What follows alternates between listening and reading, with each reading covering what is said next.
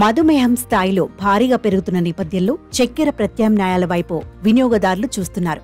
వీరికి తగిన ఉత్పత్తులను అందించేందుకు చాలా ఫుడ్ టెక్ కంపెనీలు శ్రమిస్తున్నాయి.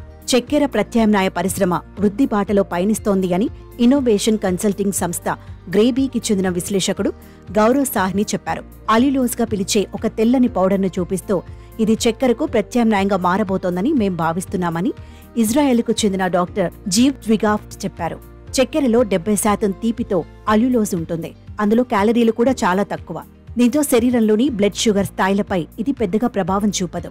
ఎండు ద్రాక్ష, ఫిగ్స్లలో అల్యులోజ్ స్వల్ప మొత్తంలో సహజంగానే దొరుకుతుంది. దీన్ని సాధారణ ప్రజలు తీసుకునేందుకు దశాబ్దం క్రితమే అమెరికా ఆమోదించింది. రేర్ షుగర్ గా పిలిచే దీన్ని ఫ్రక్టోజ్ నుంచి ఉత్పత్తి చేస్తున్నారు. ఇటు రుచి, అటు పనితీరు రెండింటిలోనూ చక్కెరకు అద్భుతమైన ప్రత్యామ్నాయంగా భావిస్తున్న అల్యులోజ్ ను ఉత్పత్తి చేయడం ఖర్చుతో కూడుకున్న పని. అయితే డాక్టర్ జ్విగాఫ్ట్కు చెందిన ఇజ్రాయెల్ స్టార్టప్ కంపెనీ అమ్రోసియా దీన్ని చాలా తక్కువ ధరలో తయారు చేస్తోంది. దీనిలో ఒక ప్రోప్రైటరీ ఎంజైమ్ ను ఉపయోగిస్తున్నారు. దీన్ని జన్యుపరమైన మార్పులు చేసి ఒక సూక్ష్మజీవి ఉత్పత్తి చేస్తోంది. ఇది చక్కెర లేదా హై ఫ్రక్టోజ్ కార్న్ సిరప్ ను తీసుకుని అల్యులోజ్ ఉత్పత్తి చేస్తోంది. చక్కెరను ఉత్పత్తి చేసే సంస్థలతో చేతులు కలపడం ద్వారా అల్యులోజ్ ను వాణిజ్య అవసరాలకు తగిన స్థాయిలో ఉత్పత్తి చేయాలని డాక్టర్ జ్విగాఫ్ట్ భావిస్తున్నారు.